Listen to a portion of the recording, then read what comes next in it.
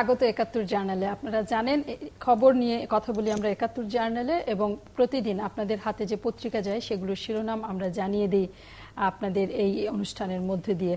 আর সঙ্গে থাকে প্রতি মুহূর্তে আপডেট হওয়া নিউজ অনলাইনগুলোর শিরোনামও। যুক্ত করি খবরের সাথে, যুক্ত মানুষদেরও থাকে বিশ্লেষণ। আপনাদের সাথে আরও এই অনুষ্ঠানে স্বাগত জানিয়ে সাথে নিচ্ছি শ্যামল দত্ত, ভোরের কাগজের সম্পাদক, এবং ঢাকা বিশ্ববিদ্যালয়ের আন্তর্জাতিক সম্পর্ক বিভাগের শিক্ষক আমেনা মহসিনকে। জানিয়ে দিয়ে আমাদের সাথে আরও যুক্ত হবেন তথ্যমন্ত্রী হাসানুল হক ইনু। মূলত দুটি বিষয়ে তার সাথে কথা বলতে চাইব। একটি হচ্ছে পাকিস্তানের ধৃষ্টতা প্রসঙ্গ, এবং তিনি আজ বলেছেন গণহত্যার দায় স্বীকার না করে পাকিস্তান যে ষড়যন্ত্র করেছে তার কারণে পাকিস্তানের সাথে সকল সম্পর্ক ছিন্ন করা উচিত। একই সাথে আরেকটি খবর আছে আজকে সকল গণমাধ্যমে, টেলিভিশনগুলোর যারা মার্কেটিং দেখেন, বিভিন্ন টেলিভিশন চ্যানেলের বেসরকারি মূলত, তাদের সংগঠন আজ একটি মানববন্ধন করেছে। মূলত দেশের বিজ্ঞাপন বিদেশের বাজারে, পার্শ্ববর্তী দেশের বাজারে চলে যাওয়ার কারণে অর্থ পাচার হচ্ছে বলে তারা অভিযোগ করেছেন। এই দুটি বিষয়ে কথা বলবার জন্য আমাদের সাথে যারা এই আয়োজনটি করেছেন, যারা বিভিন্ন টেলিভিশনে মার্কেটিং বিভাগ দেখেন, তেমন দুজনও যুক্ত হবেন আমাদের সাথে। শুরু করতে চাই পাকিস্তান প্রসঙ্গের আলোচনা দিয়ে। শ্যামল দত্ত, আসলে পাকিস্তান বাংলাদেশের বিরুদ্ধে ষড়যন্ত্র করছে এরকম অভিযোগ, বিশেষ করে সাকা চৌধুরী এবং মুজাহিদের ফাঁসির পর তাদের আচরণ দেখে এই অভিযোগটি জোরে সোরে বেরিয়ে এসেছে। গতকাল আমরা দেখেছি জামাতুল মুজাহিদিন বাংলাদেশ জেএমবির 4 জন ধরা পড়েছে, এবং পুলিশের পক্ষ থেকে জানানো হয়েছে তাদের সাথে পাকিস্তানের একটি রাজনৈতিক দলের সম্পর্ক আছে। পাকিস্তান বাংলাদেশের বিরুদ্ধে ষড়যন্ত্র করছে, এ নিয়ে নিশ্চয়ই কোনো সন্দেহ নেই। এই ষড়যন্ত্রের চেহারা কি রাষ্ট্রীয় নাকি বিচ্ছিন্ন? না, এটা তো রাষ্ট্রীয়। কারণ আপনার মনে আছে এর আগে 1996 থেকে 2001-এর সময় ইরফান রাজা নামে এখানে যে ডেপুটি হাই কমিশনার ছিলেন তাকে এখান থেকে বহিষ্কার করা হয়েছিল। ফলে পাকিস্তানের সঙ্গে আমাদের সম্পর্কটা বরাবরই একটা টানাপোড়েনের মধ্য দিয়ে যাচ্ছে, এবং বিশেষ করে যখনই একজন যুদ্ধ অপরাধীর ফাঁসি হয় তখন পাকিস্তান এটাকে নিয়ে একটা ইস্যু করে এবং বিভিন্ন ইয়ে দেয়। সর্বশেষ তাদের সবচেয়ে কড়া অবস্থানটি আমরা দেখেছি আলী হাসান মুজাহিদ এবং সালাউদ্দিন কাদেরের ফাঁসির পরে। অফিসিয়ালি তারা তখন স্বরাষ্ট্র মন্ত্রণালয়তে বিবৃতি দিয়েছে যে তাদের তারা খুবই ডিস্টার্ব, এবং তারা, আমি এই বিবৃতিগুলো খেয়াল করেছি, এর মধ্যে 1974-এর একটা এগ্রিমেন্টের রেফারেন্স দিয়ে তারা বলছে বাংলাদেশ বলেছিল সব ভুলে যাবে, কিন্তু বাংলাদেশ তো বাংলাদেশিদের বিচার করছে, পাকিস্তানের কোনো নাগরিকের বিচার করছে না। সর্বশেষ তারা গণহত্যার দায়ও অস্বীকার করেছে বাংলাদেশি হাই কমিশনারকে ডেকে নিয়ে। এদের এই বক্তব্যের সঙ্গে দেখবেন জামাতের বক্তব্যের একদম মিল আছে একই রকম। যেমন বাংলাদেশে কোনো যুদ্ধ অপরাধী নেই, বাংলাদেশে কোনো গণহত্যা হয়নি, বাংলাদেশে কোনো স্বাধীনতা বিরোধী নেই। আলী হাসান মুজাহিদ যা বলেছিলেন পাকিস্তানের এখন তাই বলছে। ফলে পাকিস্তান আসলে আদতে বাংলাদেশকে একটা স্বাধীন সার্বভৌম রাষ্ট্র এবং এটার একটা স্বকীয় সত্তা আছে, নিজস্ব সত্তা আছে, এটি কোনোভাবে এখনো পর্যন্ত মেনে নিতে পারছে না। এমনকি আপনার মনে আছে 1971-এ যখন বঙ্গবন্ধুকে মুক্তি দেওয়া হচ্ছিল, তখন শেষের কিছুদিন তাকে জেলখানা থেকে একটা গেস্ট হাউসে রাখা হয়েছিল। তখনও জুলফিকার আলী ভুট্টো গিয়ে দেখা করেছিলেন তার সঙ্গে, সম্ভবত সেটা 7 কিংবা 8 তারিখে হবে, 10 তারিখে তিনি মুক্তি পেয়েছেন। তো এই সময়ও পাকিস্তানের একটা চেষ্টা ছিল, আপ্রাণ চেষ্টা ছিল। যেমন আমি ডক্টর কামাল হোসেনের বইতে পড়েছি যে ভুট্টো বলছিলেন যে তোমার দেশ তো ইন্দিরা গান্ধী দখল করে নিয়েছে, এখন চলো আমরা সবাই মিলে ইন্দিরা গান্ধী বিরুদ্ধে একটা কিছু করি, বা একটা কনফেডারেশন টাইপের হলো কিছু একটা থাকুক। বঙ্গবন্ধু কিন্তু সেটাতে রাজি হননি। তিনি বলেছিলেন যে আমাকে আগে পাকিস্তানে, বাংলাদেশে যেতে হবে, আমার বাংলাদেশের অবস্থা দেখে তারপর আমি এটা সিদ্ধান্ত, আর যদি ইন্দিরা গান্ধী দখলই করে তাহলে ইন্দিরা গান্ধীর বিরুদ্ধে তুমি আমি একসাথে মিলে যুদ্ধ করবো। তো সেই সময় থেকে তারা কিন্তু বাংলাদেশকে এখনো পর্যন্ত ভাবে যে তাদের বোধহয় অধীনস্থ একটা উপরাজ্যের মতো, যেটা স্বাধীন সার্বভৌম একটি রাষ্ট্র, তার নিজস্ব সরকার আছে, বিচার ব্যবস্থা আছে। এবং আপনার মনে আছে যে বাংলাদেশের এই যে পাকিস্তানিদের কি কারণে চুক্তিটি করা হয়েছিল সে সময়, এটার প্রেক্ষাপটটি আমাদের একটু মনে থাকা দরকার। প্রেক্ষাপটটা শোনার আগে আমরা যদি একটু আমেনা হোসেনের কাছ থেকে ঘুরে আসি, আজ 1 ডিসেম্বর এবং বিজয় দিবসের অনুষ্ঠানে মূলত বিষয়টি জোরে সোরে আলোচনায় এসেছে। সেখানে কেউ কেউ পাকিস্তানের সাথে কূটনৈতিক সম্পর্ক ছিন্ন করার একটি দাবি জানিয়েছে। পাকিস্তানের আচরণে কি মনে হচ্ছে যে কূটনৈতিক সম্পর্ক ছিন্ন করার এটি সময়, বা এটা যৌক্তিক কিনা বাংলাদেশের জন্য? দেখুন, এখানে যৌক্তিক অযৌক্তিকের কথা আসে না। আমার মনে হয় এটা আমাদের বাংলাদেশের যে পররাষ্ট্র মন্ত্রণালয় আছে তাদেরই এটা ডিসিশন, সেটার উপর নির্ভর করবে। এবং যেটা পাকিস্তানের পার্টিকুলারলি এই স্ট্যান্ড বিভিন্ন কারণে হতে পারে, যে আপনি যেহেতু পাকিস্তান একটা ডিনায়াল পর্যায়ে গেছে, যেখানে অস্বীকৃতি জানাচ্ছে, আমার মনে হয় সেখানে আমি প্রধানত দুটো কারণ দেখছি। একটা হলো যে যুদ্ধ অপরাধীদের বিচার যত ক্রমে বাড়তে থাকবে ততই কিন্তু পাকিস্তান রাষ্ট্রের উপরে দায়টা আসবে, এক ধরনের প্রেশার তাদের উপরে ক্রিয়েট হবে। এবং এই যে একটা গিল্ট বলেন, এবং পাকিস্তানের মানে এটা তো একটা সময় পাকিস্তান ক্ষমা চাওয়া মানে তার দরকার, এবং ধরেন পাকিস্তানের এই ক্ষমাটা আমাদের অবশ্যই পাকিস্তান থেকে এটা অর্জন করে নিতে হবে। এবং এই যে ধর এই যত যুদ্ধ অপরাধীদের আসলে উল্টো পথে হাঁটছে, তারা সেই জন্য সেই কারণেই আমি বলছি যে সেটাকে সে প্রিএম্প্ট করার চেষ্টা করছে, এবং সে সেটাকে টোটাল একটা ডিনায়াল মোডে চলে যাওয়ার চেষ্টা করছে। আপনি যদি লক্ষ্য করেন, কম্বোডিয়াতেও কিন্তু ধরনের আছে, টার্কিতে আমরা জানি যে আর্মেনিয়ান জেনোসাইডের কেউ উল্লেখ করতে পারে না, করলেই তাদের এক ধরনের শাস্তি হয়।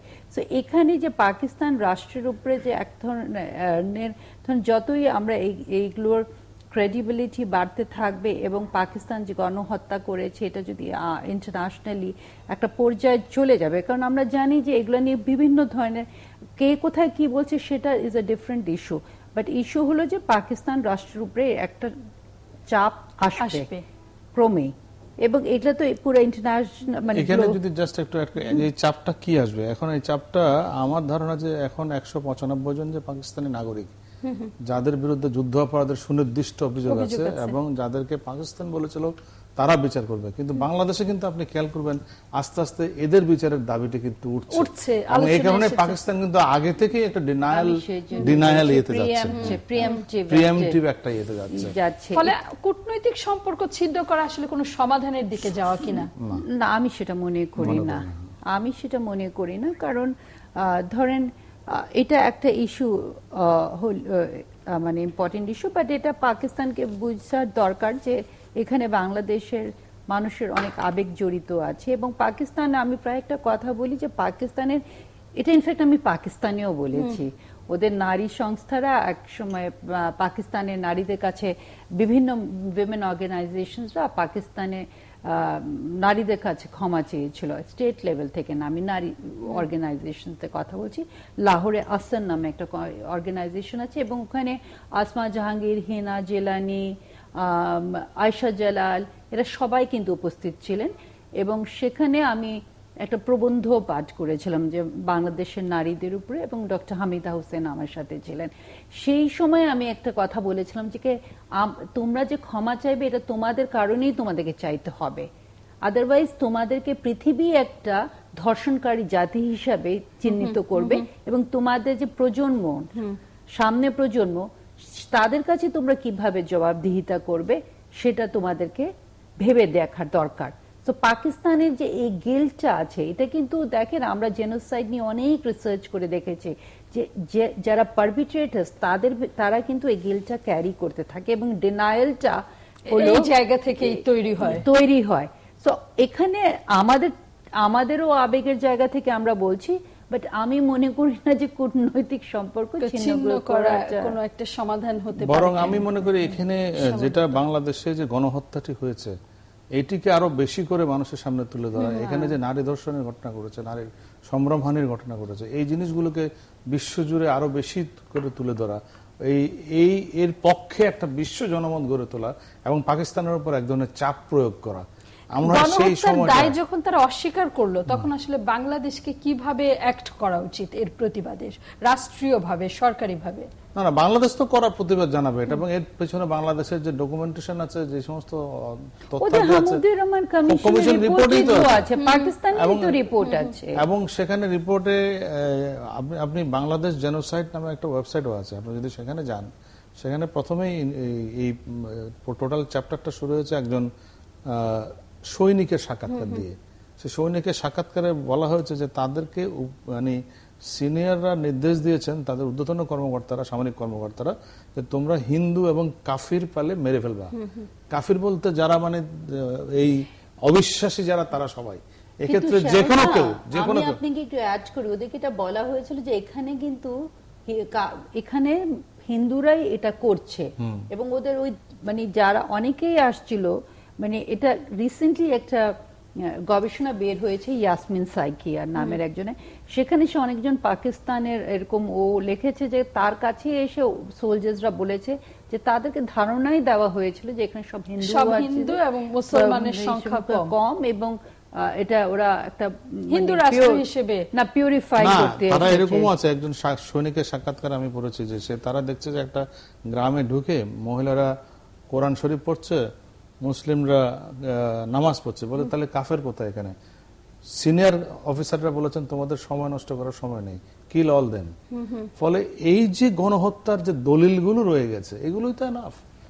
তারা কি পরিমাণ গণহত্যা চালিয়েছে নিয়ে যে নিজের জায়গায় বসে অস্বীকার করছে, তাকে কোন বিচারের কাঠগড়ায় দাঁড় করানো সম্ভব? একমাত্র হামিদুর রহমান কমিশন রিপোর্ট, যেটি পাকিস্তান নিজেই করেছে, তার মধ্যেই সৈনিকদের সাক্ষাৎকার আছে, তার মধ্যেই সেনা কর্মকর্তাদের সাক্ষাৎকার আছে, তার মধ্যে কেন পাকিস্তানের ডিফিট হয়েছে তার উল্লেখ আছে। ফলে হামিদুর রহমান কমিশনের রিপোর্টটি প্রকাশ করলেই এনাফ, আর কিছু লাগবে না। সেটি তো আসলে প্রকাশিত না, পুরোটা প্রকাশিত না, না, এটার কিছু বিটস এন্ড পিসেস প্রকাশিত হয়েছে, এবং পুরোপুরি না, এবং একটা জায়গায় সেনাবাহিনীদের উপর পুরো দায়টা এসেছে, সেই জায়গাগুলো অপ্রকাশিত। কোন আন্তর্জাতিক মহলে যাবার সুযোগ আছে কিনা বাংলাদেশের? না, আমার মনে হয় বাংলাদেশ যেটা করছে সেটাই যথেষ্ট, এবং এখানে ধরেন আন্তর্জাতিক আমরা কোথায় যাব, মানে এটা তো আইসিজে তে নেওয়ার মতো না, কারণ আপনি কি নিয়ে যাবেন, ওরা ডিনাই করছে, এটা নিয়ে তো আপনি কিছু করার নেই। এটা হলো আমাদের এগুলোকে, মুভমেন্ট গুলোকে জোরদার করা এবং এই চাপগুলো। তবে আমি কিন্তু একটু অন্যভাবে দেখি রূপা, যে আলোচনাটা লম্বা হলে বিরতির পর, হ্যাঁ না লম্বা না, একেবারে শর্ট, যত বেশি ডিনায়াল হবে পাকিস্তান থেকে তত বেশি চাপ আসবে তাদের উপর। আমি মনে করি এটাই, এই ডিনায়ালটা কিন্তু তাদের অ্যাকনলেজমেন্ট এক ধরনের। আমরা বিরতির পর এই বিষয়ে তথ্যমন্ত্রী হাসানুল হক ইনুর সাথেও কথা বলবার সুযোগ পাবো আশা করি। থাকুন আপনারা, ফিরছি বিরতি নিয়ে। পৌরসভা নির্বাচনকে সামনে রেখে আওয়ামী লীগ ও বিএনপির মেয়র প্রার্থীদের তালিকা চূড়ান্ত।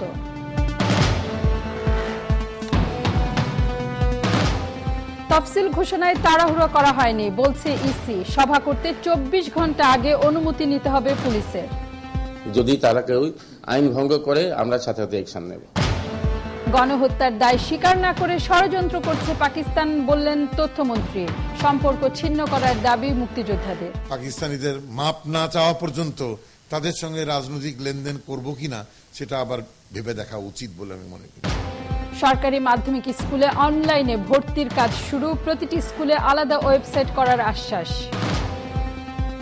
আমরা এসব প্রযুক্তি ব্যবহার করতেছি, আরো উন্নত করব, এটা মাত্র শুরু। আজকে সকল বিদ্যালয়ে ডাইনামিক ওয়েবসাইট চালু করে, সবই কিন্তু আমাদের কর্মপরিকল্পনার মধ্যে আছে। স্বাগত আবারও, দেখছেন ৭১ জার্নাল। আমাদের সাথে আছেন শ্যামল দত্ত এবং অধ্যাপক ডক্টর আমিনা মহসিন। শ্যামল দত্ত, এই যে সম্পর্ক ছিন্ন করার কথা আমরা বলছি, কি ধরনের সম্পর্ক ছিন্ন করা আসলে সম্ভব? এই প্রক্রিয়াটি কি হতে পারে? আমিনা মহসিন নিশ্চয়ই আর একটু বিস্তারিত বলতে পারবেন। ছিন্ন করাটা আমি মনে করি না সমাধান। এটা এই মুহূর্তে সম্পর্কের মধ্যে বাংলাদেশ পাকিস্তান অনেকগুলো আনরিজলভ ইস্যু রয়ে গেছে, কিন্তু আমাদের সম্পদের দানা পাওনা রয়ে গেছে, স্ট্যান্ডার্ড পাকিস্তানিদের ব্যাপারটা আমরা ভুলেই গেছি অলমোস্ট।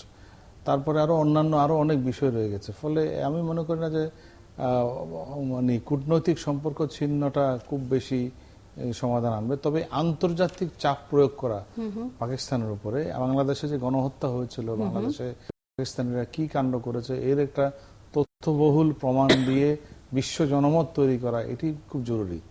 যেটা পাকিস্তান এখন ভয় পাচ্ছে, আমি আগে বলছিলাম, পাকিস্তান ভয় পাচ্ছে, বাংলাদেশে কিন্তু আস্তে আস্তে সেই দাবিটা উঠছে। 195 জন পাকিস্তানি সেনা কর্মকর্তার বিচারের দাবিটা কিন্তু উঠে আসছে। কারণ এর পরের ধাপে আস্তে আস্তে দেখবেন, এরপরে যখন আলটিমেটলি বাংলাদেশি কলাবরেটরদের বিচার হয়ে যাবে, তারপরে কিন্তু এই দাবিটাও আসবে। ফলে এই দাবিটা আসার আগেই পাকিস্তান একটা ডিফেন্সিভ পজিশন নিচ্ছে, গণহত্যা হয়নি, কিছু হয়নি। কিন্তু পাকিস্তানের সুশীল সমাজ, পাকিস্তানের যে ছোট্ট একটা সুশীল সমাজ আছে, যাই হোক, এখনো তারাও টিকে কিন্তু আছে। তারাও স্বীকার করেছে যে এই দেশে গণহত্যা হয়েছিল এবং পাকিস্তানের উচিত ক্ষমা প্রার্থনা করা। এমনকি পারভেজ মোশাররফ নিজেও একবার, আপনার মনে আছে, বাংলাদেশে সফরের সময় তিনি বলেছিলেন যে হোয়াট এভার তারা যা অন্যায় করেছে সেই জন্য তারা ক্ষমা চাইবে। তো ফলে পাকিস্তান এখন এসে, পাকিস্তানের আমার মনে হয় এখন এটা পুরোটাই আইএসআই এর একটা প্ল্যান মনে হচ্ছে আমার কাছে। এবং সম্প্রতি বেশ কিছু আপনার আইএসআই এর অ্যাক্টিভিটি বাংলাদেশে ধরা পড়ছে বাংলাদেশে, এবং ওখানে খুব বাজে বাজে কিছু মন্তব্য আছে বিভিন্ন মধ্যে, যে হাসিনা সরকার ভারতের তাবেদার হয়ে গেছে, ভারতকে টেনে এনে এখানে আরেকটি দেশকে টেনে এনে এই ধরনের কিছু মন্তব্য করেছে, যেটা আমি মনে করি যে কূটনৈতিক শিষ্টাচারের মধ্যেও পড়ে না। ফলে পাকিস্তানের সঙ্গে আমার ধারণা যে একটা করতে পারি, আমরা আমাদের রিলেশনের লেভেলটাকে কমিয়ে নিয়ে আসতে পারি, আমরা একটা হাই কমিশন কমিয়ে দিতে পারি সেখানে, এবং সেখানে হাই কমিশনের পর্যায়ে না রেখে আরো নিচের দিকে লোকজন রাখতে পারি। আমার দরকার নেই অত বেশি পাকিস্তানে এত বেশি। পাকিস্তানের ফ্লাইট বাংলাদেশের পরিচালনা করে, বাংলাদেশে কিন্তু কোনো ফ্লাইট যায় না সেখানে। এই সমস্ত বিষয়গুলো আমাদের দেখা উচিত। এবং পাকিস্তান দীর্ঘদিন যাবত আপনি দেখেন বেশ কিছু নাগরিক ধরা পড়েছে, পাকিস্তানি নাগরিক যারা এখানে বিভিন্ন রকম অস্থিতিশীল অবস্থা সৃষ্টির জন্য কাজ করছিল। আর পাকিস্তান হচ্ছে মুদ্রা পাচারকারীদের একটা অন্যতম জায়গা। আর পাকিস্তান নিজেরই তো কোনো ঠিক নেই, পুরো আকাশটা আমেরিকানদের দখলে, মাটিটা তালেবানদের দখলে, এরকম একটি দেশ। মানে তার মধ্যে আছে আবার বেলুচি, সিন্ধি, পাঞ্জাবি, নানা রকম, ওয়াজিরিস্তান একটা আলাদা, অলমোস্ট একটা আলাদা রাজ্য। ফলে সব মিলিয়ে তার নিজের যেখানে ঠিক নেই সেখানে আরেক দেশের বিষয়ে এই বিষয়ে কমেন্ট করাটা খুবই দুঃখজনক। কিন্তু একের পর এক কমেন্ট তো করে যাচ্ছে পাকিস্তান, এবং আইএসআই এর নাম আমরা বারবার শুনছি। বাংলাদেশ, আপনি বললেন যে কোনো আন্তর্জাতিক মহলেও আসলে এটি নিয়ে যাবার কোনো সুযোগ নেই। না, আমি তো বলিনি যে আন্তর্জাতিক মহলে মানে আমরা কি নিয়ে যাব, মানে ধরেন কোন ইস্যুটা নিয়ে যাব, ক্ষমা চাওয়ার ইস্যুটি, ক্ষমা চাওয়ার দায় তারা স্বীকার করছে না। এটা ধরেন একটা প্ল্যাটফর্ম তো থাকতে হবে। এরকম কিন্তু ধরেন আপনি জাতিসংঘে এটা নিতে পারেন না, মানে একটা তো আমাদের প্ল্যাটফর্ম থাকতে হবে। সেই জন্য এটা আমার যেটা মনে হয়, এটা সিভিল সোসাইটির লেভেল থেকেই এবং স্টেট লেভেল থেকে এই চাপগুলো আসতে থাকতে হবে, এবং একটা সময় ওদেরকে বাধ্য করাতে হবে। এবং যত বেশি ধরেন পাকিস্তান এরকম একটা ডিফেন্সিভ বলেন, অফেন্সিভ বলেন, যে পজিশনে যাচ্ছে, এবং আমাদের যদি এই এগুলো বিচারগুলো হতে থাকে, এবং এই জিনিসগুলো তো তখন একদম দৃশ্যমান হয়ে আসছে, এবং আমাদের উপরে এটা আমাদেরও একটা দায়িত্ব, বিরাট দায়িত্ব আমাদের নাগরিক সমাজেরও, যে আমরা এই আন্দোলনটাকে ধরে রাখি। এখানে জাস্ট যদি আপনার সাথে একটু এখানে ট্র্যাক টু ডিপ্লোমেসিটা খুব ইম্পর্টেন্ট। ট্র্যাক টুর মধ্য দিয়ে যদি আপনি বাংলাদেশে গণহত্যা নিয়ে পাকিস্তানিদের আপনি একটা সভা সমিতি সেমিনার করেন, পাকিস্তান থেকে সিভিল সোসাইটিকে ইনভাইট করেন, what is their comment, Hamoodur Rahman কমিশনের রিপোর্টটাকে ওপেন আপ করেন, এগুলো ওপেন আপ করলে তো তখন দেখবেন। এই কথাটা কিন্তু একেবারেই ঠিক। দেখেন আসমা জাহাঙ্গীর কিন্তু রিঅ্যাক্ট করেছে, আসমা জাহাঙ্গীর এরকম আরো অনেকেই আছে, এবং নিজে এসে এখানে ইন্টারভিউ দিয়ে বলেছে পাকিস্তানের ক্ষমা চাওয়া, এবং কি আছে সংসদে বিল এনে ক্ষমা চাওয়ার একটা প্রক্রিয়া শুরু হয়েছে, এবং পাকিস্তানের একটা সিভিল সোসাইটি আছে যেটা ঠিক বলেছে। আমি যেটা বললাম যে নারী সংগঠনরা তো চেয়েছে, এবং ওরা কিন্তু এই ইস্যুগুলো পাকিস্তানেও রেজ করছে, এবং ইনফ্যাক্ট ৭১-এই অনেকজন জেলেও গিয়েছিল, ওরা বাংলাদেশের কষ্টটাকে, বাংলাদেশের পক্ষে কবিতা লিখে, গান লিখে, কথা বলেন, তাহেরা মাজহার আলী, নিঘাত সাইদ, এদের কয়েকজনের নাম আমি বলতেই পারি, যেমন তারেক আলী, জাহাঙ্গীরের বাবাও তো জেলখানায় ছিলেন, আসমা জাহাঙ্গীরের বাবা, হ্যাঁ ওনারা তো জেলে ছিলেন। আমাদের সাথে যুক্ত হয়েছেন হাসানুল হক ইনু, তিনি আজ এই প্রসঙ্গে কথা বলেছেন, তথ্যমন্ত্রী। আপনাকে স্বাগত এবং ধন্যবাদ জানাচ্ছি।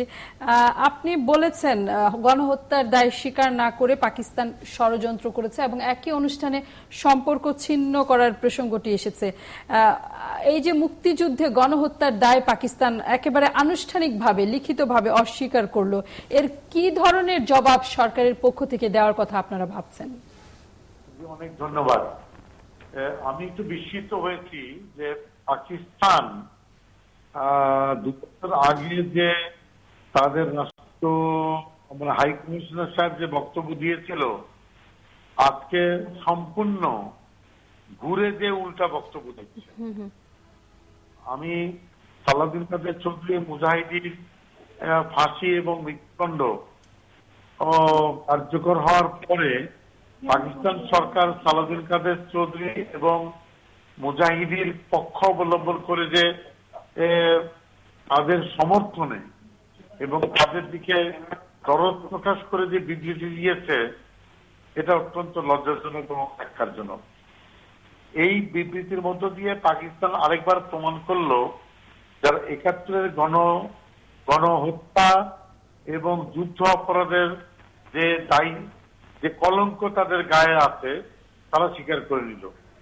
সুতরাং তারা দীর্ঘ ৪৫ বছরে শোধরায়নি, বদলায়নি। এবং এই ক্ষেত্রে আমি মনে করি যে পাকিস্তান বাংলাদেশের আভ্যন্তরীণ রাজনীতির ভিতরে হস্তক্ষেপ করে তারা কূটনৈতিক শিষ্টাচার লঙ্ঘন করলো।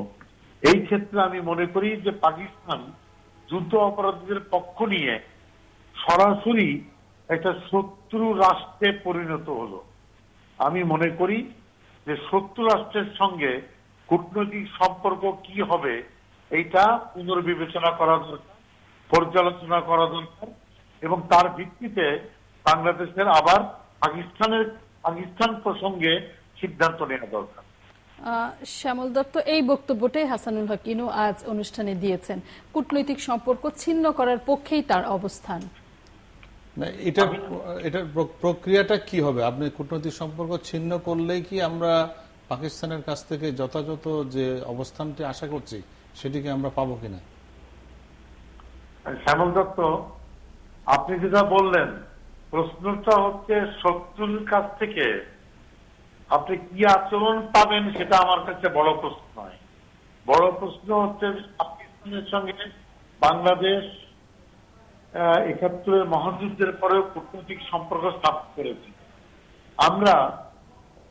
আমরা ভদ্রতা দেখিয়েছি, শিষ্টাচার দেখিয়েছি, কিন্তু পাকিস্তান সাম্প্রতিক যে অবস্থান গ্রহণ করেছে তা অনেকটা হচ্ছে মানবতা ভিত্তি, দেশ বিরোধী এবং গণবিরোধী একটা ভূমিকা। সুতরাং পাকিস্তানের সঙ্গে কূটনৈতিক সম্পর্ক পর্যালোচনার কথা বলছি আমি, এবং এর নতুন কর্মপন্থা গ্রহণের কথা বলেছি। এটা সরকার সিদ্ধান্ত নেবে। তবে তার কাছ থেকে আমি কোনো জিনিস চাই না। আমি শুধু বলবো ১৯৫ জন যুদ্ধ অপরাধী যারা পাকিস্তানে অবস্থান করছেন, সাকা চৌধুরী এবং মুজাহিদের বিচারের পরে আমি দাবি করব ১৯৫ জনের যুদ্ধ অপরাধীদের বিচারের ব্যাপারে পাকিস্তান সহযোগিতা করা উচিত এবং তাদের বাংলাদেশের আদালতের কাছে হস্তান্তর করা উচিত।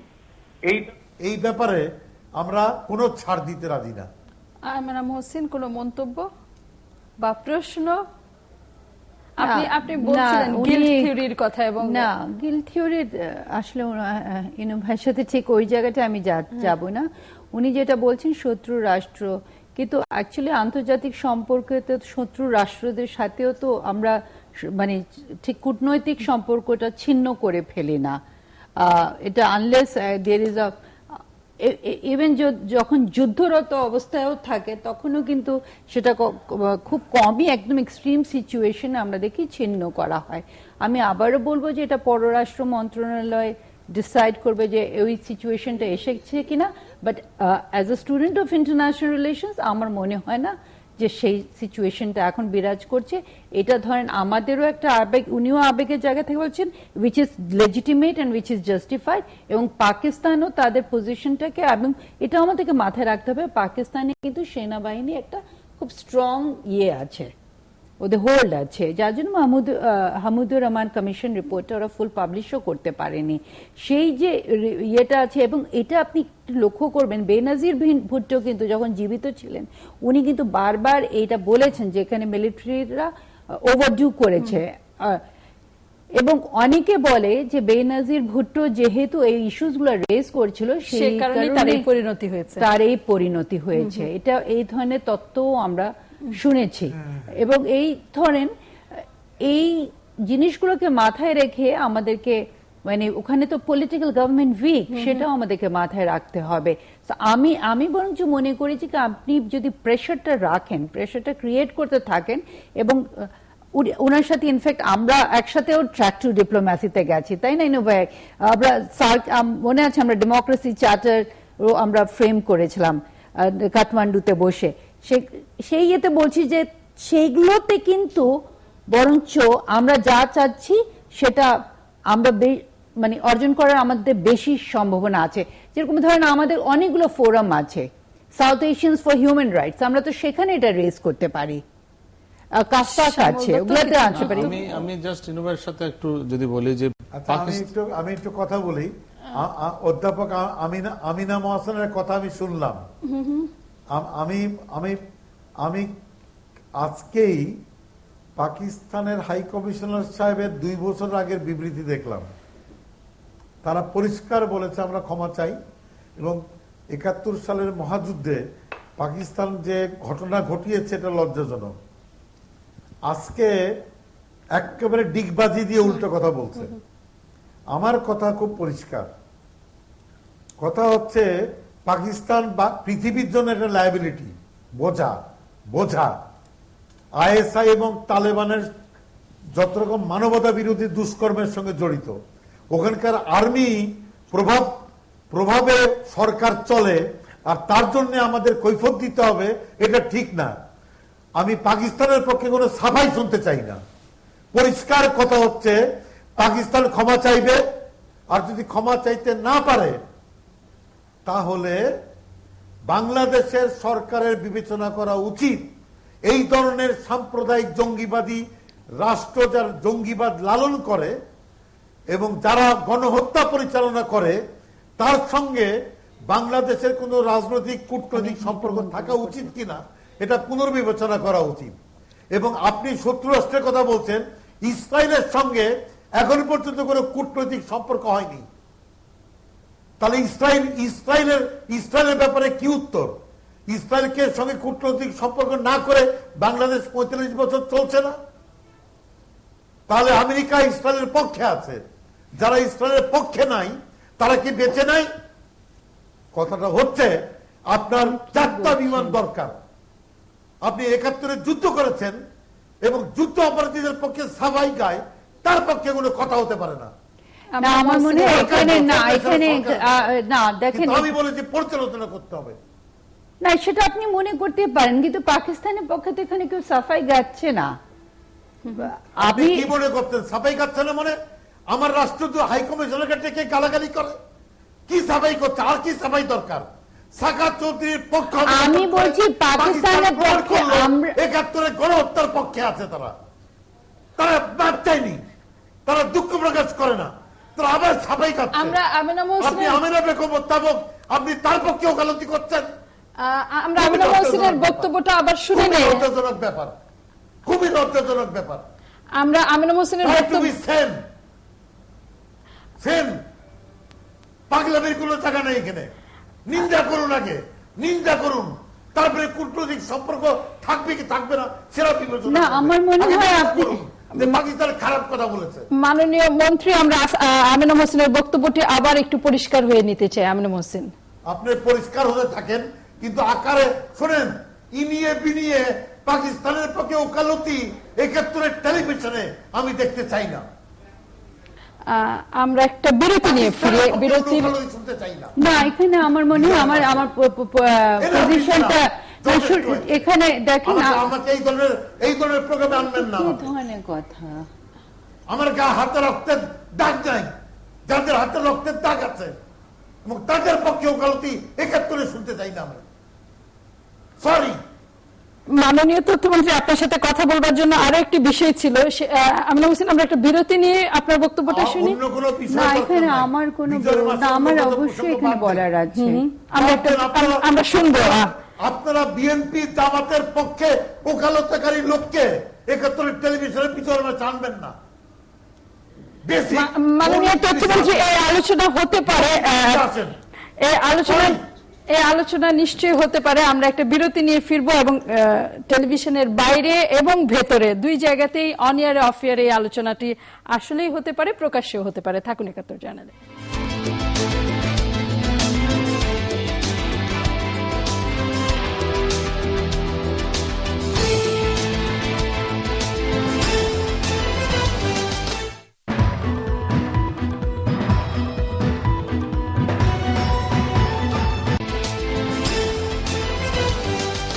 আবারও স্বাগত ৭১ জার্নালে। বিরতির আগে কথা বলছিলেন তথ্যমন্ত্রী হাসানুল হক ইনু। আমাদের সাথে আরো আছেন শ্যামল দত্ত এবং আমেনা মহসিন।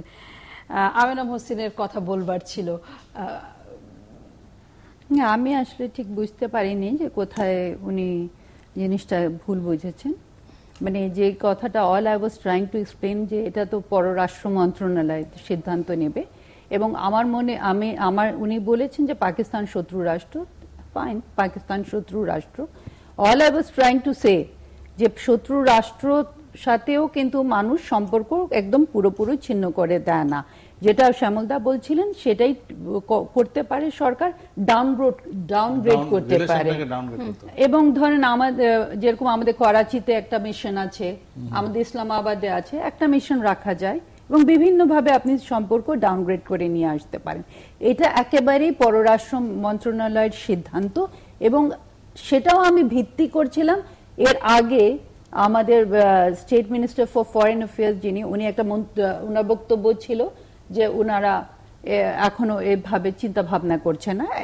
এখনো এই পাকিস্তানের ডিনাইলের পরে আমরা ওনাদের থেকে কোনো মন্তব্য পাইনি।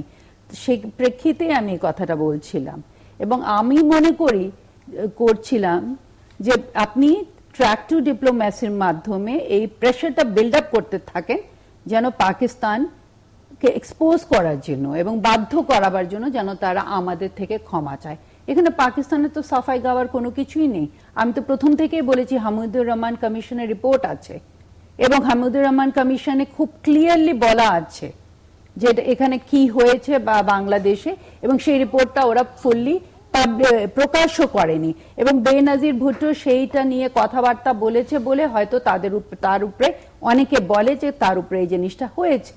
তো এখানে তো পাকিস্তানের সাফাই গাওয়ার কোনো কিছু নেই। বাংলাদেশে কোনো নাগরিক কখনো গণহত্যা নিয়ে পাকিস্তানের সাফাই গাইতে পারে না।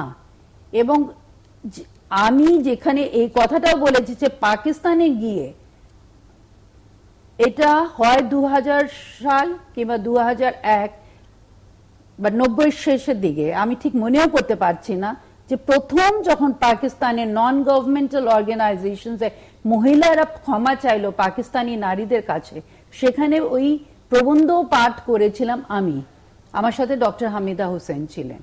তো আমি জানি না উনি কোথা থেকে মানে পাকিস্তানে গিয়ে পাকিস্তানে বাংলাদেশের নারীদেরকে নিয়ে এবং পাকিস্তানের সৈন্যরা যে আমাদের উপরে নির্যাতন করেছে সেটা নিয়ে দাঁড়িয়ে আমি ওখানে প্রবন্ধ পাঠ করেছি।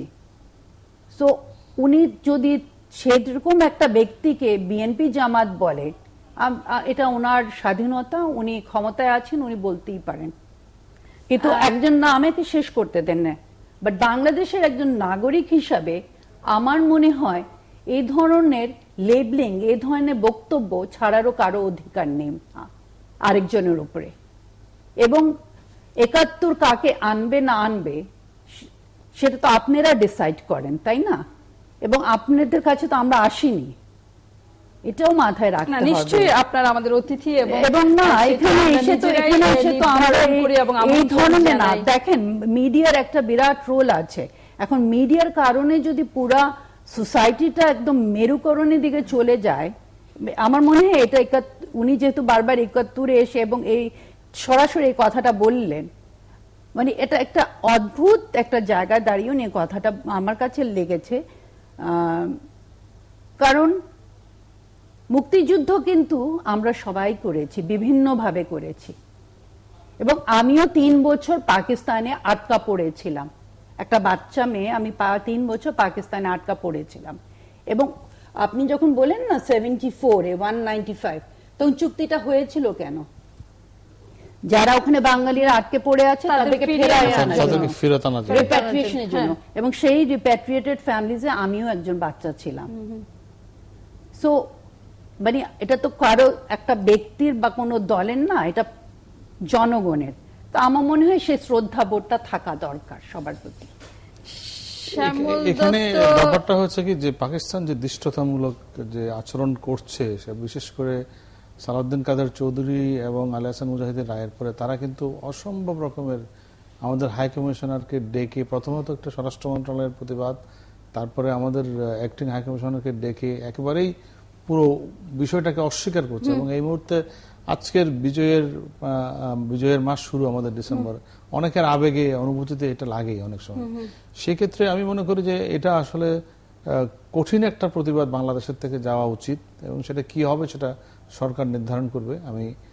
আমরা এটা আসলে পারবো না, কারণ ডিপ্লোম্যাটিক্যালি অনেক জিনিস অনেকভাবেই করতে হয়। আমি 74 এর এগ্রিমেন্টের কথা বলি। 74 আমি এটা নিয়ে ঘাটাঘাটি করছিলাম যখন সর্দার শরণ সিং, কামাল হোসেন এবং পাকিস্তানের আব্দুল আজিজ যখন এই চুক্তিটি সই করে, তার পেছনে বারবার কারণ ছিল যে চায়না কিন্তু বারবার ভেটো দিয়ে যাচ্ছিল বাংলাদেশের সদস্যপদের উপরে। 4.5 লাখের মতো বাংলাদেশে আটকা পড়ে আছে, তাদেরকে ফেরত আনার জন্য এক ধরনের চাপ ছিল। ফলে সব মিলিয়ে সেই সময়কার বাস্তবতায় কিন্তু চুক্তিটি, আমি আপনাকে আজকে খুব এটা অনুযোগ করেই বলি, চুক্তিটি কিন্তু খুবই দুর্বল চুক্তি ছিল। এবং এত দুর্বল চুক্তি, এবং সেখানে এমন এমন আবেগী কথাবার্তা আছে, বাঙালি ক্ষমা করতে জানে, পাকিস্তানিদের মিস্টেক হয়েছে অনেকগুলো, এই জাতীয় কথাবার্তা। কিন্তু পাকিস্তানিরা যে এখানে গণহত্যা চালিয়েছে, এখানে যে লক্ষ লক্ষ সিদ্ধান্ত নিয়ে, এবং তাদের পলিটিক্যাল ডিসিশন ছিল এটা যে যত বেশি পারো বাঙালি হত্যা করো, যত বেশি পারো বাঙালি নারীকে ধর্ষণ করো। এবং এটা আমি আপনাকে একটা বলি যে এটার উপর একটা ডক্টর বিনাডি কস্তার একটা গবেষণা আছে, এই যে বাংলাদেশের ওয়ার চাইল্ডদের উপরে, এবং তিনি নিউ সাউথ ওয়েলস ইউনিভার্সিটিতে অস্ট্রেলিয়াতে এখন পড়াশোনা করেন। না, উনি এএনইউ তে পড়ায়, অস্ট্রেলিয়ান ন্যাশনাল ইউনিভার্সিটি। আমি লাস্ট জানতাম উনি নিউ সাউথ ওয়েলসে। আমার সাথে ওর সারাক্ষণই যোগাযোগ আছে। এই speed.com এ ওনার এটা পাওয়া যায়, ওই পুরো ডকুমেন্টেশনটা পাওয়া যায়। সেখানে ডক্টর ডেভিস, যিনি খুব ছিলেন, বাংলাদেশে এসেছিলেন ওয়ার ভিকটিম, বিশেষ করে মহিলাদেরকে অ্যাবর্শন করার জন্য, তার একটা ইন্টারভিউ আছে, এবং তিনি মহিলাদেরকে জিজ্ঞেস করেছিলেন যে কি কারণে পাকিস্তানিরা এত বেশি করেছে, দর্শনের শিকার করেছে এখানে। এবং তাদের প্ল্যান ছিল যে খুব সহজে বাংলাদেশ স্বাধীন হবে না, বাংলাদেশে একটা জেনারেশন তৈরি হবে পাকিস্তানিরা যাদের পিতা, এবং সেই জেনারেশন ভবিষ্যতে বাংলাদেশ চালাবে, এরকম একটি চিন্তা থেকে তারা সেটি করেছিলেন। এবং কত ভয়ঙ্কর একটা ষড়যন্ত্র আপনি চিন্তা করে দেখেন। এবং সেই জায়গা থেকে এখন এসে যদি পাকিস্তান বলে যে এখানে কিছুই হয়নি, কিছুই করেনি তারা, সুতরাং এটা খুবই দুঃখজনক ঘটনা। এবং এটা আমার ধারণা যে বাংলাদেশের করার প্রতিবাদ, এবং আমি যেভাবে হোক সেটি। আমরা একটু প্রসঙ্গটা বদলাতে চাই, হাতে পত্রিকাও এসে পৌঁছেছে, আবার আমাদের দুজন অতিথিও অপেক্ষা করছেন। একজন হলেন রঞ্জন কুমার দত্ত, উনি এনটিভির হেড অফ মার্কেটিং, এবং যে সংগঠন আজকে মানববন্ধন সহ প্রতিবাদ কর্মসূচি পালন করেছে সেই সংগঠনের রঞ্জন কুমার দত্ত, আপনি বোধহয় সভাপতি সেই সংগঠনের। আপনি সভাপতি।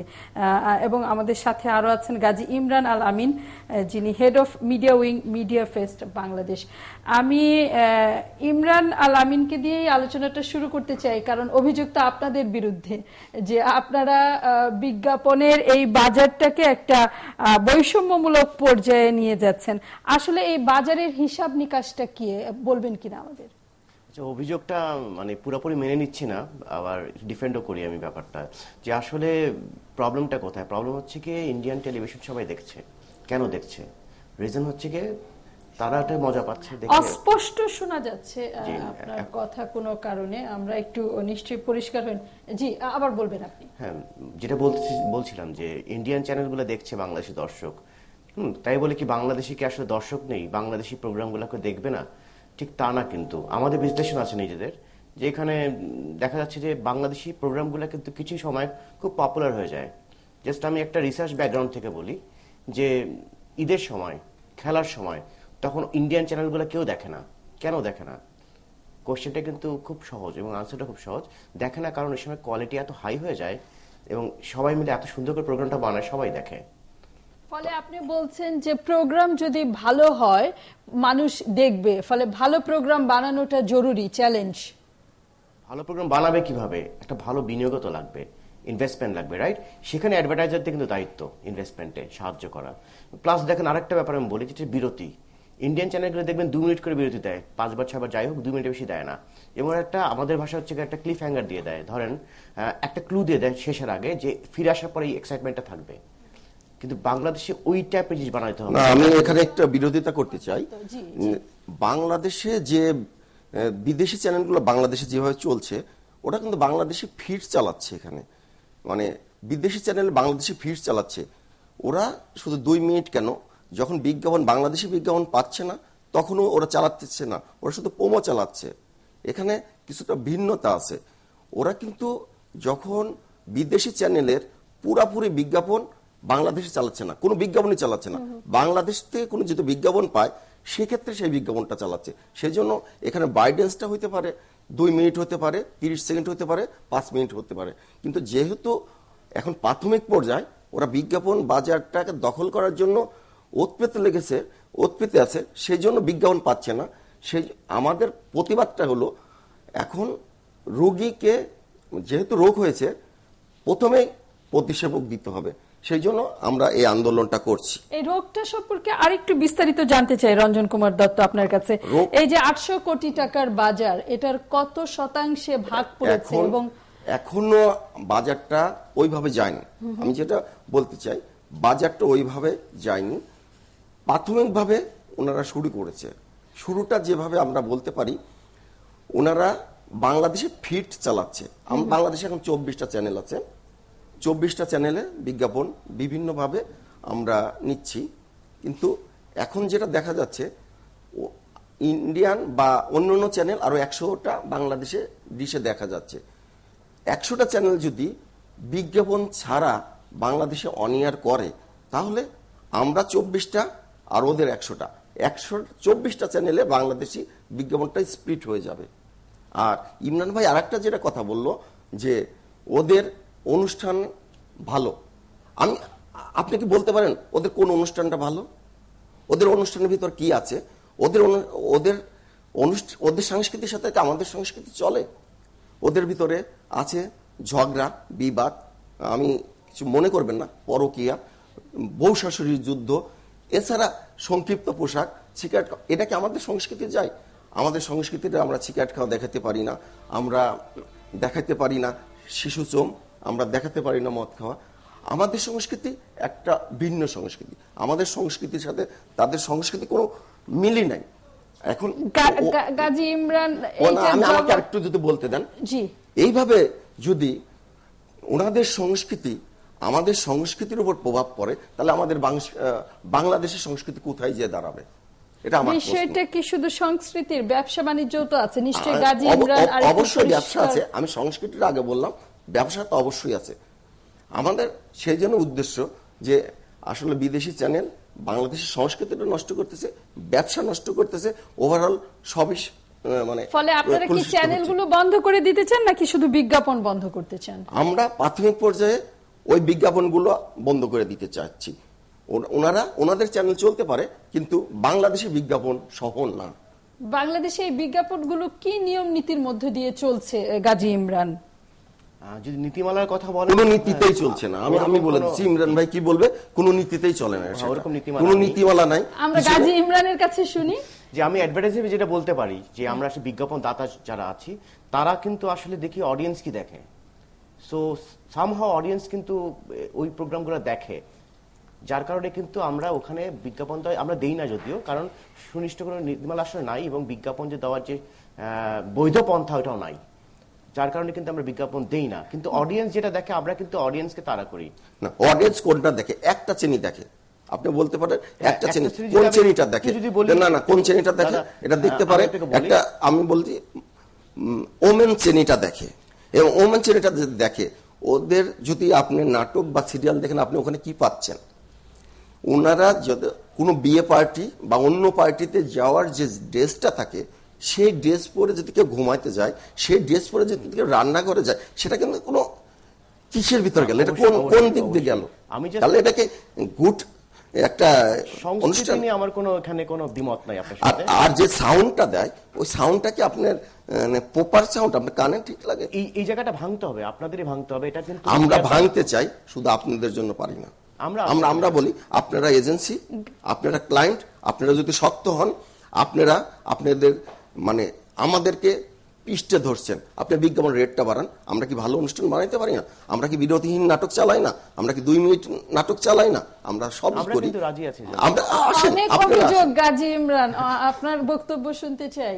আমার কথা হচ্ছে যে আসলে আমরা তো এন্ড অফ দ্য ডে আমরা কমিউনিকেশন করি অ্যাডভার্টাইজমেন্ট দিয়ে আমাদের পণ্যকে, এবং সেখানে আমাদের ভোক্তারা যা দেখবে আমরা সেদিকে কিন্তু আমরা একটু ধাবিত, এটা দ্যাট ইজ ভেরি অবভিয়াস। কিন্তু দেখা যাচ্ছে আমাদের অ্যানালিসিস বলে যে 25+ ওয়েমেন যারা আছে এদের হাতে রিমোট কন্ট্রোলের কন্ট্রোলটা থাকে, এবং তার মধ্যে ম্যাক্সিমাম হাজব্যান্ড বা ফ্যামিলি কিন্তু ওটাই দেখে যেটা সে দেখে। তো আলটিমেটলি কিন্তু ওরা দেখা যায় স্টার জলসা দেখতেছে বা একটা বাংলা দেখতেছে, এখানে ল্যাঙ্গুয়েজ কিন্তু ব্যারিয়ার্স না, হিন্দি বাঙালিরা খুব ভালো মতো বোঝে এখন, যেটা মনে হয়, যেহেতু এত মানুষ দেখে। কিন্তু আমরা কিন্তু বেশি বিজ্ঞাপন, আপনাকে সংস্কৃতিটা কি বাংলাদেশ সংস্কৃতিটাকে অফ করে দিতে চাচ্ছেন? একদম একমত আপনার সাথে রঞ্জনদা। আমার কথা হচ্ছে কি যে আমরা বেশি টাকা দিতে রাজি আছি, আমাদের বিজ্ঞাপন আসেন, আপনারা আসেন, বেশি টাকা দেন, ভালো অনুষ্ঠান বানাই আমরা। আমাদের মানে ইন্ডিয়ায় বিজ্ঞাপন দিতে এমন কোনো কথা নেই, আমরা দেশে আসেন। আমাদের সমাধান তো হয়ে গেল, বেশি টাকা দেওয়া হবে, ভালো মানের অনুষ্ঠান হবে। আমাদের স্বার্থ কিন্তু অভিন্ন, আমাদের স্বার্থ টোটালি অভিন্ন। আমরা হৃদয়ে বাংলাদেশ নিতে চাই, আমাদের চেতনায় দেশপ্রেম থাকতে হবে। এই দেশপ্রেম থেকেই আমাদের এই স্টেশনটাকে বাঁচানোর জন্য, এই শিল্পটাকে বাঁচানোর। পরিষ্কার রঞ্জন কুমার, আপনাদের মন্তব্য শুনতে চাইবো। খুবই ইমোশনাল আলোচনা, একটা বিরতি নিয়ে ফিরতে হচ্ছে শ্যামল দত্ত। আমরা আলোচনা শুনতে শুনতে, যদিও বাণিজ্য কাঠখুট্টা বিষয়, তারপরে এখানে অনেক আবেগ জড়িয়ে পড়েছে, দেশ, সংস্কৃতি, এবং এই বিতর্কটা ঘরে ঘরে আমার ধারণা হয় যে সংস্কৃতির এই ভিন্নতা সত্ত্বেও কেন এই জনপ্রিয়তা। আপনারাও নিশ্চয়ই দেখেন স্টার জলসা, তার অনেক দর্শক এই মুহূর্তে আছেন টিভির সামনে, তারা থাকুন অপেক্ষায়। স্বাগত আবারও, ধন্যবাদ সাথে থাকবার জন্য। দেখছেন 71 জার্নাল, আছেন শ্যামল দত্ত, আমিনা মহসিন, গাজী ইমরান আলামিন এবং রঞ্জন কুমার দত্ত। শ্যামল দত্ত, আপনি কথা বলতে শুরু করেছিলেন আমি ওই যে বিজ্ঞাপনের বাজার, পাল্টাপাল্টি সংস্কৃতি। যুগটা এখন এমন চলে যাচ্ছে যে যেখানে দর্শক সেখানে বিজ্ঞাপন, এবং কোনো কিছুকে আসলে আপনি আটকে রাখতে পারবেন না। আমাদের নাটকগুলো দেখতে গেলে বিরক্তিকর পর্যায়ে পৌঁছে গেছে। একটা নাটকের মাঝখানে 15 মিনিট ধরে বিরতি, তখন মানুষ কিন্তু আর ধৈর্য ধরে অপেক্ষা করে না। আর ইন্ডিয়ান চ্যানেলগুলো কেন দেখে, এটা আমাদের যারা অনুষ্ঠান বানায় তাদের গবেষণা করা উচিত, যে শুধুমাত্র আমাদের সংস্কৃতির দোহাই দিয়ে এই জিনিসটা, আমি মনে করি যে আসলে সংস্কৃতিরও এখন বৈশ্বায়ন হয়ে গেছে, এখন গ্লোবাল চলে এসছে। আমি চাই না যে ভারতীয় সংস্কৃতি এখানে দেখো, কিন্তু আপনি ইন্ডিয়ান একটা জি বাংলাতে একটা যে গানের অনুষ্ঠান করে, আমাদের কোন চ্যানেলে কোনো কেউই এই মাপের একটা অনুষ্ঠানও করে না। এবং সেই কারণে আমরা দেখলাম পুরো একটা টেলিভিশন চ্যানেল নতুন যারা সম্প্রচারে এসেছে, যে পরিমাণ রিসার্চ এবং যে পরিমাণ গবেষণা করে কাজ করে, আমাদের এখানে তো করে না এগুলো। এবং আমাদের এই দর্শকগুলো কেন দেখে না? বাট আমার এখানে একটু বলার আছে, আমরা কেন দেখি, বাট আমাদের নাটক আমাদের প্রোগ্রামগুলো কিন্তু এক সময় ইন্ডিয়াতেও খুব, অবশ্যই একটা সময় আমাদের ভালো ভালো নাটক হতো, কিন্তু দেখতে পারতো না। এখানে যদি আমার মনে হয় ক্ষোভটা এতটা থাকতো না যদি জিনিসটা একটা বায়োলেট্রাল থাকতো, যে একটা ব্যালেন্স পজিশন থাকতো। ওরা তো আমরা দেখছি আমাদের কোনো প্রোগ্রাম দেখে না। আপনি দিল্লিতে যে বসেন, আপনি একটাও বাংলাদেশি চ্যানেল খুঁজে পাবেন না। এমনকি আপনি দিল্লিতে গিয়ে ওয়েস্ট বেঙ্গলের চ্যানেল পাবেন না। সেটা ওয়েস্ট বেঙ্গলের চ্যানেল পাই কিনা, ওয়েস্ট বেঙ্গল, ওয়েস্ট বেঙ্গলে আমি পার্ক হোটেলে গিয়ে দেখেছি বাংলা চ্যানেল নাই, খুব কম, একটা দুটো চ্যানেল। না, সেটা হতে পারে, বেশি বাংলাদেশি দেখি আমরা চ্যানেল, কারণ বাংলাদেশ দর্শক আছে, দর্শক যেখানে আছে সেখানে যাবেই। এটা আপনি, আমি ওনার সাথে ডাইরেক্টলি এগ্রি করি যে ধরেন উনি যেটা বলছেন যে রঞ্জন কুমার দত্তের সাথে এগ্রি করছেন আপনি। হ্যাঁ, উনি বলছেন যে এটা একটা সংস্কৃতির মধ্যে চেঞ্জ নিয়ে আসছে। কারণ আমি আমার ছাত্ররাই একটা গবেষণা করেছিল এবং তারাও মনে করছে যে আমরা যে গ্রামশির যদি থিওরিটা নিয়ে আসি, যেখানে আপনি একটা কনসেন্টের মাধ্যমে আধিপত্য তৈরি করতে চাচ্ছেন, তো তারাও তাই মনে করছে যে ওই সংস্কৃতিটা আমাদের মধ্যে এসে যাচ্ছে। এখন যেটা আপনি বললেন সেটারও একটা মূল্য আছে, যে এখন তো সংস্কৃতি বলে ফিক্সড কোনো কিছু নেই, এটারও একটা বিশ্বায়ন ঘটে যাচ্ছে। এখানে আমাদেরকে যেটা করতে হবে যে আরো কম্পিটিটিভ হতে হবে। কম্পিটিটিভ হয়ে আমরা কোথায় পারবো না, এবং আমাদের নাটকের মান অবশ্যই আমাদের বাড়ানো দরকার। বাট আমি মনে করি যে ইদানিং নাটকের মান বাড়ছে। আমি কয়েকটা নিজেও নাটক দেখেছি। খুবই শুভ খবর। আপনার মতো দর্শকের কাছে যদি নাটকের মান, সত্যি কথা, উনি যেটা বলেন, আপনি যে সিরিয়াল গুলো যায় বাংলাদেশে, এগুলো কোনো দেখার মতো সিরিয়াল? আমি আসলে সিরিয়াল দেখি না কখনো। একটা টেন্স থাকে না, কিছু থাকে না, কোন রকমের একটা কয়েক পর্বের আপনি কোন নাটককে serial? টেনে টুনে 50 পর্ব বানিয়ে ফেললেন। না না দেখেন আমার আসলে বাংলাদেশের সিরিয়াল না না আমি যে কথাটা বলছি যে বাংলাদেশের সিরিয়াল দেখার মতো আমার টাইম নেই। এখানে কি আমি কিছু বলতে পারবো? অবাধ্য সব আমি একটা কথা বলছি যে দেখেন ইন্ডিয়ান সিরিয়াল গুলা যেটা ইন্ডিয়ান সিরিয়াল গুলা উনি ঠিকই বলেছেন একটা বিশেষ সংস্কৃতিকে সামনে নিয়ে আসছে এবং বিশেষ করে এটা নিয়ে অনেক রিসার্চ গবেষণা ইন্ডিয়াতেও হচ্ছে এবং ইন্ডিয়াতে যার ওরাও মনে করছে যে এটা ইন্ডিয়ান কালচারটাকেও ঠিক পোর্ট্রে করছে না। এই যে উনি ঠিকই বলেছেন শাশুড়ি বউয়ের ঝগড়া এবং আপনি যদি রূপা দেখে থাকেন ওখানে মেয়েদেরকে যে অবস্থায় নিয়ে যায় এটা মনে হয় মেয়েরা কোথায় যেন পড়ে আছে মানে হয় না যে কিছু বলতে পারবো? জি রঞ্জন কুমার। আচ্ছা শ্যামলদা যে একটা কথা বললো আমাদের এখানে নাটকগুলো দেখা যায় না, আমি টোটালি ভিন্ন মত পোষণ করছি। আপনি ইদানিং এর নাটকগুলো দেখবেন, আমাদের নাটকগুলো অনেক সুন্দর এবং আমাদের চ্যানেলের নাটকগুলো সুন্দর। আরেকটা জিনিস আপনারা রঞ্জন কুমার দত্ত আপনি এনটিভিতে আছেন, আপনি এখন পুরান নাটক চালাচ্ছেন দিন দুপুরে দেখার জন্য, আগের নাটক চালাচ্ছেন, নতুন কোন নাটক চালাচ্ছেন না। আপনি অন্য চ্যানেলগুলো 8 ঘন্টা চালায় 16 ঘন্টা। আপনি এতদিন পরে কেন রমিজের আয়না চালাচ্ছেন বলেন তো? কি কারণে রমিজের আয়না চালাচ্ছেন? আপনি তো আমার ভালো নাটক নাই বলেই পুরো নাটক চালিয়ে আমাদের দর্শক দেখার চেষ্টা করছেন। ওইখানে যে জিনিসটা চাচ্ছি আমরা কিন্তু ওটা বিরতিহীন চালাচ্ছি, আমরা কিন্তু বিজ্ঞাপন ছাড়া চালাচ্ছি, আমরা কিন্তু ওখানে বিজ্ঞাপন দিচ্ছি না। রঞ্জন কুমার দত্ত আপনি দেখেন দুপুর 2টার সময় আপনি বিজ্ঞাপন কোথায় পাবেন?